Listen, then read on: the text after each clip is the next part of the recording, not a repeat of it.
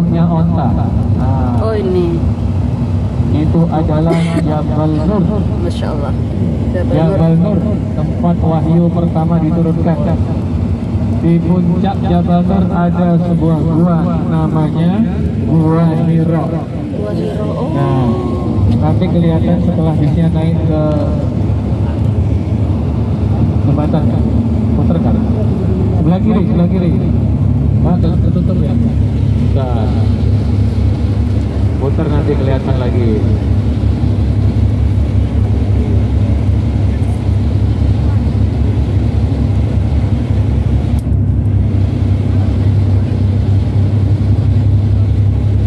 Nah, itu sebelah kanan, kanan belakang. Itu yang paling tinggi ya, kelihatan kayak punggungnya onta. Iya. Itu yang paling ujung tuh kanan belakang. Ya, bapak-bapak, ibu-ibu, disitulah letaknya Gua Hiro di puncak Jabal Nur, di mana wahyu pertama diturunkan kepada baginda Nabi Sallallahu Alaihi Wasallam, yaitu surat Al-Alaq. Iqra bismi rabbikal ladzi khalaq, Insana min alaq. Khalaqal insana min alaq, dan seterusnya. Saya sering baca sebuah baca Iqra. Pelaksanaan Warohman. Allah. Paling bubut dewe.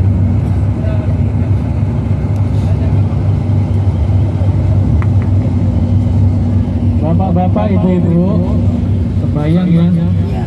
Seandainya tadi atau sekarang atau nanti Bapak Ibu bertalbiyah, labbaik Allahumma labbaik, ya.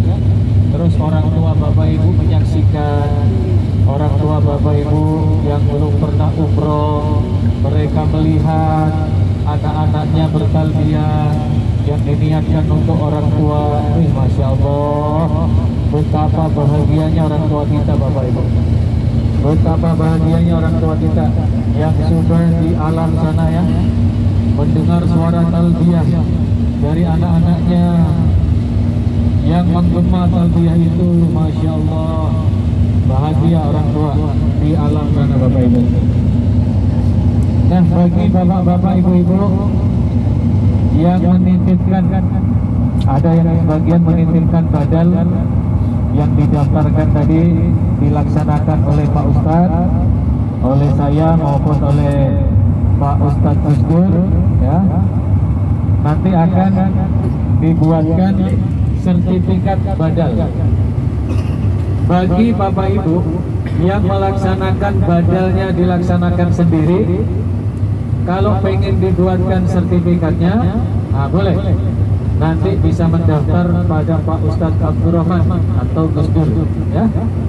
Jadi Bapak Ibu yang membadalkan sendiri, pengen dibuatkan sertifikatnya, menghubungi Pak Ustadz Abdurrahman Tumsi.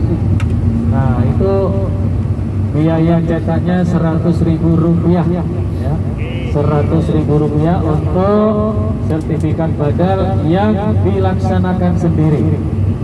Kalau yang dititipkan tadi yang bayarnya 2 juta itu sudah otomatis dapat, ya, nggak usah daftar, nggak apa-apa, otomatis dapat. Itu pemberitahuannya. Ayo Bapak Ibu, kirimkan talbiyah lagi, kita bertalbiyah lagi mendatangi panggilan Allah yang kita niatkan untuk almarhum almarhumah, orang tua kita atau saudara famili orang tercinta yang sudah meninggal dunia, atau yang masih di tanah air tapi sudah nggak bisa kemana-mana.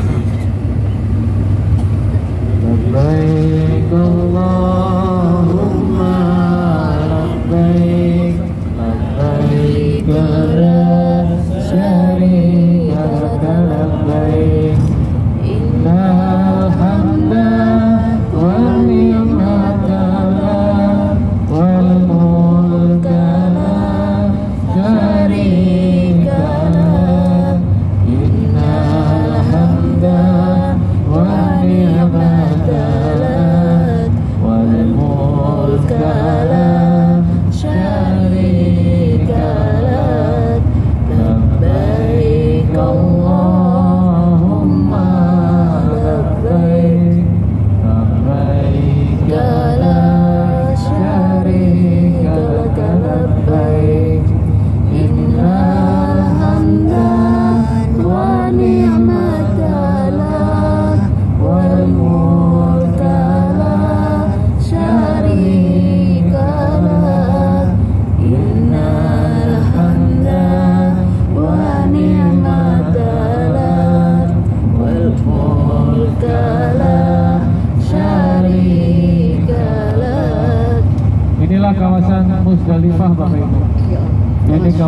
Musdalifah. Musdalifah ini termasuk juga tempat bermalam atau mabitnya para jamaah haji. Dari urut-urutnya haji itu pertama ke Arafah, atau kalau mau ikut tarwiyah ke Mina dulu. Mina itu sunnah, kemudian ke Arafah itu wajib. Wajib ke Arafah, ya. Kemudian tanggal 9 Zulhijjah malam hari setelah wukuf, Bapak Ibu berangkat menuju Musdalifah ini. Bermalam semalam di Musdalifah, kemudian besok paginya menuju ke Mina kembali dan melaksanakan lempar jumrah Aqobah, atau bisa juga tawaf ifadah terlebih dahulu, kemudian baru melempar jumrah Aqobah. Nah, Bapak Ibu yang dirahmati Allah, saya doakan ya, mudah-mudahan yang hari ini menyaksikan Arafah, Musdalifah, Mina betul-betul diizinkan Allah bisa pergi haji. Amin ya Allah. Semoga panjang umurnya Bapak Ibu. Amin. Berlimpah rezekinya. Amin. Sehat badannya. Amin. Mabrur umroh hajinya. Amin ya Allah. Amin. Bapak Ibu yang dirahmati Allah, untuk menuju Mina, Musdalifah dan Arafah itu juga bisa menggunakan kereta api listrik. Nah, nanti kita akan melihat di mana-mana saja stasiunnya, dan kereta listrik ini beroperasi setahun sekali.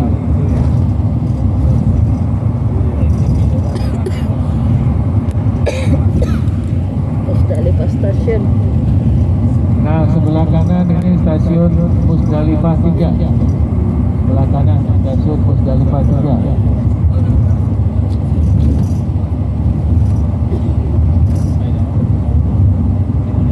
Bapak-bapak, ibu-ibu, para tamu Allah, di Arafah itu ada satu bukit atau bahasa Arabnya Jabal, disebut dengan Jabal Sur. Jabal Sur.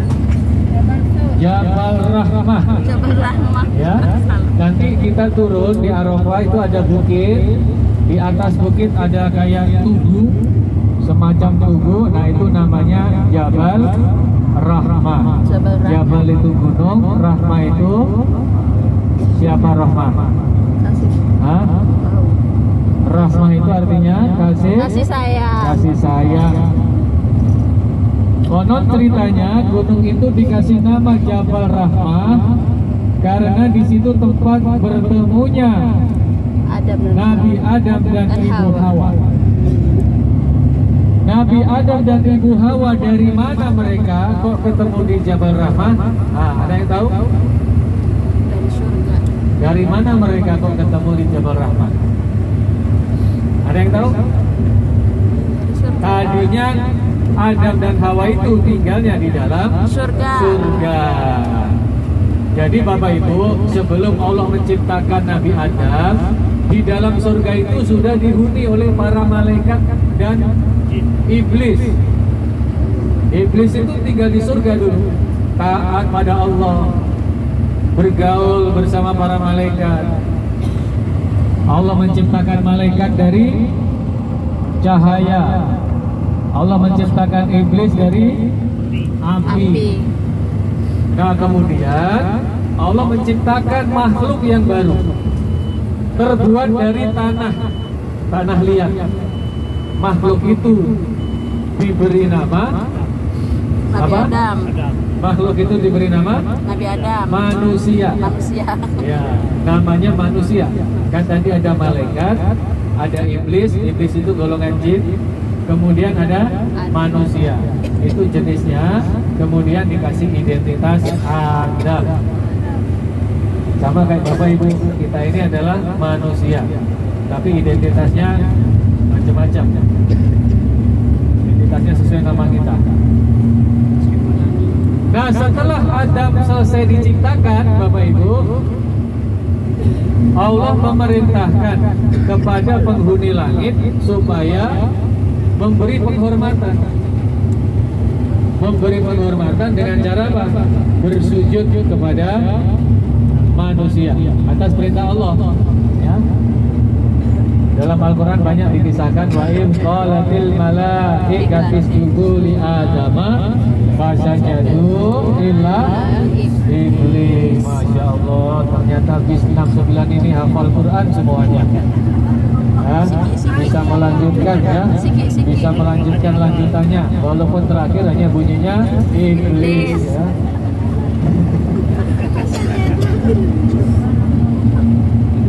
Malaikat-malaikat semuanya sujud kepada Adam. Sedangkan iblis tidak mau. Iblis tidak mau. Nah, Allah heran. Allah yang memerintahkan itu heran. Lalu ditanya oleh iblis, "Hai iblis, kenapa kau tidak mau sujud kepada Adam? Padahal aku perintahkan kalian untuk sujud." Apa kata iblis? "Ya Allah, kau ciptakan Adam dari tanah, kau ciptakan aku dari api. Tidak pantas ya Allah kalau yang dari api berlutut kepada yang dari tanah." Wah, ini Sombong. rupanya iblis ini sudah sombong Bapak Ibu. Iya. Sudah sombong dia. Merasa ciptakan dari api, dia gak dengar lagi perintah Allah. Padahal siapa yang memerintahkan? Allah. Allah Subhanahu wa taala. Semestinya kalau Allah sudah perintahkan tak perlu lagi dianalisa. Tinggal sami'na wa ata'na, ya Allah kami dengarkan, kami taat. Cukup. Seperti Bapak Ibu sholat di Masjidil Haram menghadap kepada Ka'bah. Ya? Iya. Ka'bah itu apa? Batu. Ka'bah itu batu yang ditumpuk-tumpuk jadi bangunan. Kok kita nyembahnya atau sujudnya kepada batu? Nah, jawabannya gampang. Karena Allah perintahkan gitu. Ya. Allah perintahkan ketika sholat menghadap ke arah Masjidil Haram yang di tengah-tengahnya ada Ka'bah. Ya sudah, kita taat. Cukup, nggak usah dianalisa. Kenapa kita sujud kepada Ka'bah, itu kan batu? Nggak usah, karena itu sudah perintah Allah pasti benarnya, pasti diterima. Nah, iblis ini yang rupanya dia suka menganalisa. Ya, iblis ini otaknya mungkin terlalu pintar sehingga dia keblinger. Allah sudah perintahkan sujudlah, dia nggak mau sujud. Dia bilang, ya Allah kau ciptakan aku dari api, kau ciptakan Adam dari tanah.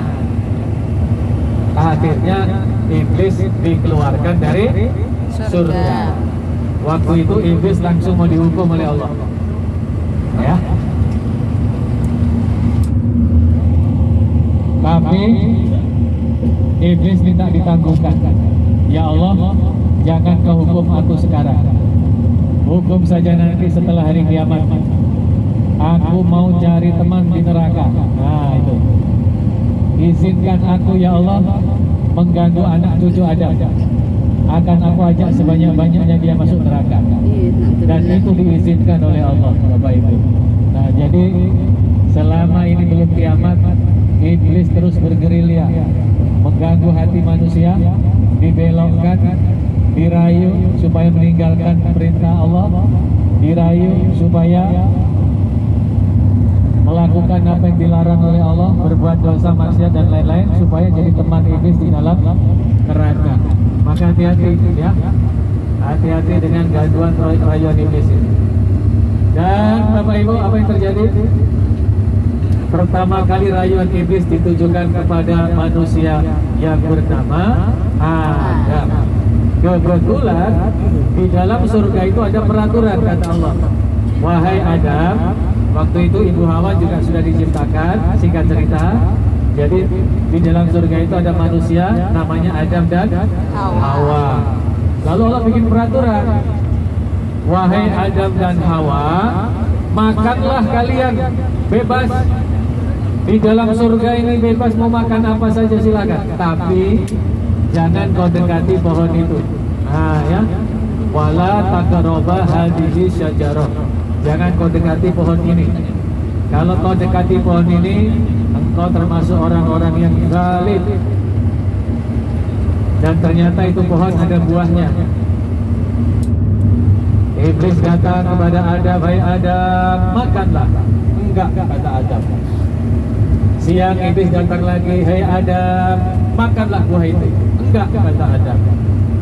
Sore iblis datang lagi, Adam, makanlah. Adam bilang, enggak mau. Itu dilarang sama Allah. Iblis datang besok paginya, Nabi Adam tetap enggak mau. Itu dilarang sama Allah. Lalu iblis memutar otak, bagaimana caranya ini? Akhirnya iblis menggoda lewat ibu Hawa. Wahai Hawa, makanlah. Kalau kau makan buah itu, kau akan kekal di surga. Nah, kau tahu kenapa Allah melarang makan itu? Karena kau akan dikeluarkan dari surga. Allah gak ingin kau kekal di surga. Karena buah itu buah yang bikin kekal di surga, kata iblis. Ada syajaratul khuldi. Ini adalah buah yang bikin kekal.